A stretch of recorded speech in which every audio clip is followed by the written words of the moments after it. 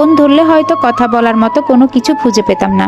ভাবলাম আর একবার ফোন দেই। আবার মনে হলো যে মানুষটা প্রথম 2বারে ফোন ধরেনি, সে এবারও ধরবে না। শুধু শুধু কাউকে এতবার ফোন দেওয়ার কোনো মানে হয় না। তার দরকার হলে সেই ফোন দিবে।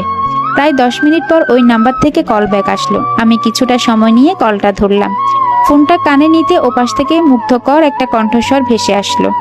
আমার 22 বছর জীবনে তেমন বিশেষ কোনো মেয়ের সাথে কথা বলা হয়নি। প্রথম কোনো মেয়ের কণ্ঠ শুনে এতটা মুগ্ধতা পেলাম, এতটা ভালো লাগা কাজ করলো। মেয়েটা বলল কে আপনি? তখনও আমার এপাশে পুরোপুরি নীরবতা বিরাজ করছে, নিস্তব্ধতা বিরাজ করছে। মেয়েটা ওপাশ থেকে বলেই যাচ্ছে, কে আপনি? কথা বলছেন না কেন? কি আশ্চর্য, ফোন ধরেও কথা বলছেন না। আমি বুঝতে পারলাম এপাশ থেকে কোনো আওয়াজ না পেয়ে মেয়েটা প্রচন্ড রাগ করেছে। তাই বাধ্য হয়ে প্রায় 1 মিনিট পর আমি কথা বললাম। আপনার কথাগুলো শুনেই ভালো লাগছে। আমি কথা বললে তো আর আপনার এত সুমধুর কোকিলের মতো কণ্ঠগুলো শুনতে পাবো না, তাই কিছুক্ষণ চুপ করেছিলাম। তখন মেয়েটা বলল, আজিব, কে ভাই আপনি? ফোন দিয়ে আবল তাবল বলছেন। আমি যে সুন্দর করে কথা বলি সেটা আমি জানি, আপনার পাম না দিলেও চলবে। এখন বলেন আপনি কে, কি জন্য ফোন দিয়েছেন, আর আমার নাম্বার পেলেন কোথায়? আমি মেয়েটার কথা শুনে কিছু হকচকিয়ে গেলাম। আমি ভেবেছিলাম আমার নাম্বারটাও হয়তো মেয়েটার কাছে আছে, যেমন তার নাম্বারটা আমার কাছে আছে। কিন্তু এই মেয়েটা তো আমাকে চিনেই না। আমি বলার মতো কোনো কথা খুঁজে না পেয়ে বললাম, আপনার সাথে আমার বিয়ের কথাবার্তা চলছে। মনে হচ্ছে বিয়েটা হয়ে যাবে। আপনার ফুফি আমাকে আপনার ফোন নাম্বার দিয়েছে কথা বলার জন্য, আর আপনি আমাকে চিনতেই পারছেন না। তখন ফোনের ওপাশে মেয়েটা বলল, ধুর, পুরান পাগলে ভাত পায় না, নতুন পাগলের আমদানি। ফ্লার্ট করার জন্য ফোন দিয়েছেন সেটা বললেই হয়, এত পেঁচানোর কি আছে? তবে অতি দুঃখের সাথে জানাচ্ছি যে এই মুহূর্তে আপনার সাথে ফ্ল্যাট করার মতো সময় আমার কাছে নেই। কথাগুলো বলেই মেয়েটা ফোন রেখে দিল। আমিও কাগজের লেখা নাম্বারটার দিকে তাকিয়ে ভালো করে দেখতে লাগলাম। রং নাম্বারে ফোন দিয়েছি নাকি রাইট নাম্বারে ফোন দিয়েছি। নাম্বারটা চেক করতেই আমার চোখ একটা জায়গায় আটকে গেল। আমি বুঝতে পারলাম 20-এর জায়গায় 21 বসিয়ে ডায়াল করেছি, যার কারণে ভুল নাম্বারে ফোন চলে গিয়েছে। আমি কিছুটা কনফিউজড হয়ে গেলাম। কোন নাম্বারে ফোন দিব বুঝতে পারলাম না। রাইট নাম্বারে ফোন দিয়ে সেই মেয়েটার সাথে কথা বলবো যার সাথে আমার বিয়ে ঠিক হয়েছে, নাকি কিছুক্ষণ আগে যেই রং নাম্বারে ফোন দিয়েছিলাম সেই নাম্বারে কথা বলবো? কেন জানি আফসোস হচ্ছে, ভুল নাম্বারের মেয়েটাই যদি সঠিক হতো তাহলে কি এমন হতো? কিছু সময়ের ব্যবধানে রং নাম্বারের মেয়েটার কণ্ঠস্বর মায়ায় পড়ে গিয়েছিলাম আমি। তার মনোমুগ্ধকর কণ্ঠটা এখন কানের ভেতর অনবরত বেজেই চলছে। ভুলতে ইচ্ছে করছে না, কিন্তু ভুলতে হবে। তবে যে মানুষগুলো আমাদের জীবনে খুব অল্প সময়ের জন্য অতিথি হয়ে আসে, কিংবা হঠাৎ করে ভুল সময়ে পরিচিত হয়ে যায়, সেসব মানুষদের প্রতি ভালো লাগা কাজ করা উচিত না। এই ভালো লাগাটা শুধু আফসোসই দিবে, এর বেশি কিছু না। ভাগ্যের উপর কারো হাত নেই, কখন কাকে ভালো লেগে যাবে আমরা কেউ বলতে পারবো না। আবার সেই ভালো লাগার মানুষগুলোকে নিজের করে পাবো নাকি সেটাও জানি না। যে মানুষটার সাথে আমার ভুল করে কথা হয়েছিল তাকে আর সরি বলার জন্য ফোন দিলাম না। কিছুক্ষণ পর যার সাথে আমার ভবিষ্যৎ জীবনটা গড়তে যাচ্ছি তাকে ফোন দিলাম। নাম্বারটা এবার খুব ভালোভাবে চেক করে নিলাম। ডায়াল করার আগে কিছু সময় পর কেউ একজন ফোনটা রিসিভ করলো। ফোনের ওপাশে থেকে খুব নিস্তব্ধ নিরহ একটা মানুষের কণ্ঠস্বর ভেসে আসলো। একটা মানুষ এত শান্তভাবে কথা বলতে পারে? এই মেয়েটার সাথে কথা না বললে হয়তো বুঝতেই পারতাম না। মেয়েটা আস্তে করে বলল, আমিনুর রহমান? তখন আমি বললাম, হ্যাঁ আমি আমিনুর রহমান। আপনি নিশ্চয়ই রাখি? হ্যাঁ আমি রাখি। বাবা আপনার কথা আমাকে বলেছিল আপনি আমাকে ফোন দিবেন। যাই হোক, কেমন আছেন আপনি? জি ভালো আছি। তো কেমন আছে জানতে চাইলে ভদ্রতার খাতিরে হলেও তাকে জিজ্ঞেস করতে হয় সে কেমন আছে। আমার কথাটা শুনে মনে হলো মেয়েটা আকাশ থেকে মাটিতে পড়লো। তবুও সে খুব নরম স্বরে বলল, সরি, আসলে ভুলে গিয়েছিলাম। কেমন আছেন আপনি? আমি মেয়েটার কেমন আছি প্রশ্নের উত্তরও কোনো উত্তর দিলাম না। উল্টো আমি তাকে জিজ্ঞেস করলাম, আপনার কি কোনো কারণে মন খারাপ? যদি এমনটা হয় তাহলে আমাকে বলতে পারেন। না তেমন কিছু না, আপনার কথা শুনে বোঝা যাচ্ছে আপনার মন ভালো নেই, আর সেটার কারণ যদি আমার ফোন দেয়া হয় বলতে পারেন। না, আপনি ফোন দেওয়াতে ভালোই হয়েছে। এতদিন একা একা সময় যেত না, খুব বোরিং লাগতো। এখন কথা বলার মতো একজনকে তো পেলাম। আমাকে দেখেছেন আপনি? হ্যাঁ, ফুফি দেখিয়েছে কিছুদিন আগে, কিন্তু আমি তো আপনাকে দেখিনি। না দেখেই বিয়ের জন্য হ্যাঁ বলে দিলেন? অনেকটা সেরকম। আপনি চাইলে আমাকে দেখতে পারেন, তবে আমি দেখতে আহামরি সুন্দর, খুব সাধারণ একটা মেয়ে। মেয়েটার সাথে কথা বলে যা বুঝলাম, এই মেয়েটা অন্য সবার থেকে আলাদা। কারোর সাথে বিন্দু পরিমাণও মিল নেই, কারোর সাথে মিশে না, কারোর সাথে কথা বলে না, সবসময় একা একা থাকতেই হয়তো বেশি ভালোবাসে। কিছুদিন পর আমি মেয়েটার সাথে দেখা করলাম। উজ্জ্বল শ্যামলা বর্ণের একটি মেয়ে, দেখে অনেক নিষ্পাপ মনে হয়। এত নিষ্পাপ কোনো মেয়ে এর আগে কখনো পৃথিবীতে জন্মায়নি। মেয়েটাকে দেখলে মায়া লাগে, একটু না অনেক বেশি মায়া লাগে। আমি যেমনটা ভেবেছিলাম তেমনটা না, খুব বেশি সুন্দর না হলেও একেবারে ফেলে দেওয়ার মতো না। মেয়েটাকে আমি মাঝে মাঝে ফোন করতাম, ভালো লাগার কিছু কথা বলতাম। মেয়েটা মুগ্ধ হয়ে শুনতো।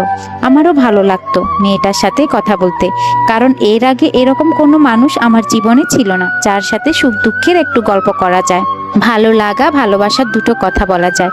তাই হয়তো ভালো লাগাটা একটু বেশিই কাজ করত। এর মাঝে রং নাম্বারে মেয়েটাকে একদিন ফোন দিয়ে সরি বললাম। বিপরীতে মেয়েটা কথা বাড়ায়নি আমার সাথে, ধন্যবাদ দিয়ে ফোনটা রেখে দিয়েছিল। হঠাৎ করে একদিন রাখি মেয়েটাকে আমি অদ্ভুত একটা প্রশ্ন করে বসলাম। প্রশ্নটা করে আমি নিজেই বোকা বনে গেলাম। আমি যখন তাকে বললাম, আচ্ছা আপনার কি কোনো বয়ফ্রেন্ড আছে কিংবা অতীত ছিল? আসলে বিয়ের পর দেখা যায় অনেক মেয়ে তার প্রাক্তন প্রেমিকার সাথে যোগাযোগ রাখে, কথা বলে, যেটাকে পরকীয়া বলে। এগুলো দাম্পত্য জীবনে দুর্বিষহ করে তোলে। আমার কথা শুনে মেয়েটা বলল, কোনো মেয়ে কি তার হবু হাজবেন্ডকে তার প্রাক্তন প্রেমিকের কথা বলবে? বয়ফ্রেন্ড থাকলেও তো বলবে না। তবে আমার জীবনে বিশেষ কেউ নেই, থাকলে আপনাকে আমি বলতাম। আমি একবার বলতে চাইলাম, এখন নেই, কিন্তু আগে কি কেউ ছিল? কিন্তু কেন জানি বলতে পারলাম না। কিছু কিছু কথা থাকে যেগুলো চাইলে বলা যায় না, কোনো এক অদৃশ্য বাধার কারণে কথাগুলো মনের ভিতরেই থেকে যায়। দেখতে দেখতে আমার বিয়ের দিন ঘনিয়ে আসলো। এখন আর মা আমাকে আগের মতো বকে না, আগের মতো অকারণে রাগ করে না আমার উপর। আমার খুব ভালো লাগতো যখন দেখতাম আমার আপন মা না হয়েও আমাকে আপন মায়ের মতো আদর করতো। প্রথমে মনে হয়েছিল কি এই বিয়েটাতে আমি কখনো সুখী হতে পারবো না, কিন্তু এখন মনে হয় এই বিয়েটাই আমার জীবনে সমস্ত দুঃখের সমাপ্তি ঘটাবে। কালকে মা আমাকে নিজে মার্কেটে গিয়ে শপিং করে দিয়েছে। বিয়ের জন্য আমার যা যা দরকার তার থেকেও দ্বিগুণ কাপড় কিনা হয়েছে, অথচ আগে সব যোগ করলেও হয়তো এত টাকা শপিং করেছি বলে মনে হয় না। মাঝে মাঝে রং নাম্বারে মেয়েটার সাথে আমার কথা হতো, তবে খুব কম। মেয়েটা জানতো আমার বিয়ে ঠিক হয়েছে, তবুও তার সাথে আমার কথা হতো। একসময় বুঝতে পারলাম রং নাম্বারের এই মেয়েটার সাথে আমার খুব ভালো বন্ধুত্ব হয়ে গেছে। ভুল করে যে ভুল মানুষটার সাথে পরিচয় হয়ে গিয়েছিল, সে মানুষটাই এখন আমার খুব কাছের একজন বন্ধু। আমি তাকে আমার সব কথা বলতাম, আমার বিয়ের কথা বলতাম, রাখির কথাও বলতাম। আমার আর রাখির মাঝে যা কথা হতো আমি সেই সব কথা অপরিচিত মেয়েটাকে বলতাম। অপরিচিত বলছি এই কারণে, মেয়েটা সম্পর্কে আমি কখনোই কিছু জানি না, কিন্তু কি আশ্চর্য, কেউ কারো সম্পর্কে না জেনেও আমরা ভালো বন্ধু। আমার সব কথায় মেয়েটা খুব ভালো লাগা নিয়ে শুনতো। নাম্বারে যে মেয়েটার সাথে আমার কথা হয় তার নাম সাদিয়া। সরি বলার পর হঠাৎ করে একদিন ফোন দিয়ে বলল সে আমার সাথে কথা বলতে চায়, তার একাকিত্ব দূর করতে চায়। আমিও বোকার মতো কোনো কিছু না ভেবে তার সাথে বেশ কিছু সময় ধরে কথা বললাম।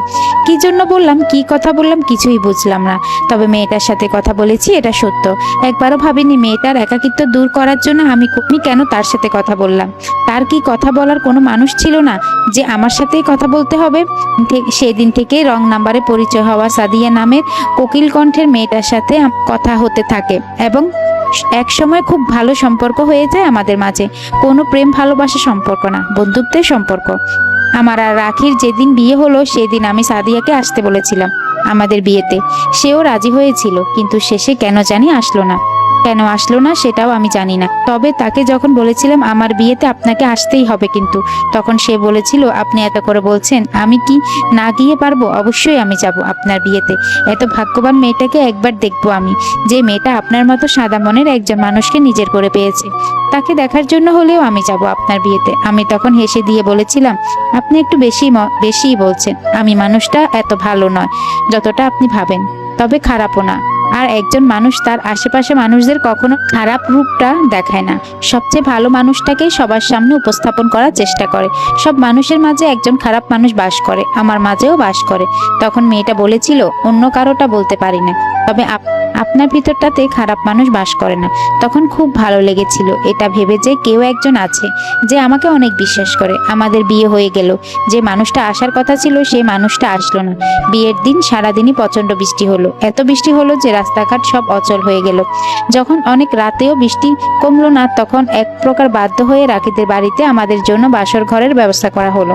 বাসর ঘরে গিয়ে দেখলাম রাখির নিচে বিছানা পেতেছে। আমিও কিছু বললাম না, ভাবলাম প্রথম রাতে হয়তো প্রতিটা মেয়ে একটু ভয় পায়, সময় নিতে চায়, তাই আমি এটা নিয়ে কিছু বললাম না। শুধু একবার বললাম, আপনি চাইলে উপরে ঘুমাতে পারেন, আমি নিচে শুতে পারবো। তখন রাখি বলল, না, আমি নিচেই ঠিক আছি, আপনি বরং উপরে ঘুমান। নিজের বাসর রাতে আলাদা বিছানায় শুয়ে আছি, অথচ বাসর রাতে নাকি স্বামী স্ত্রীকে অপরকে সবকিছু আদান প্রদান করে। আঁখি নিচে শুয়ে আছে, আমি উপরে। বাতিটাও নিবানো হয়ে গেছে। আমার মস্তিষ্ক শুধু একটা জিনিসই ঘুরপাক খাচ্ছে এখন। আমরা দুজন বিয়ের আগে এত কথা বললেও আপনি থেকে তুমিতে আসতে পারেননি। বাসর ঘরে একে বিছানায় ঘুমাতে পারলাম না। এক সময় আমার আগোছালো মস্তিষ্ক নিয়ে নিজের অজান্তেই ঘুমিয়ে যাই। যখন ঘুম ভাঙলো সকাল 8টায়, নিচের দিকে তাকাতেই আমার ভেতরটা অসহ্য একটা কাঁপুনি অনুভব করলাম। আমার শরীরে প্রতিটা শিরে উপশিরা ভয়ের চোটে রক্ত জমতে লাগলো। আমার সামনে পড়ে থাকা লাশটার দিকে তাকিয়ে বিশ্বাস হচ্ছিল না এটা বাস্তব। মনে হচ্ছিল এটা একটা কল্পনা, কিন্তু না, এটা কোনো স্বপ্ন নয়, এটা বাস্তব।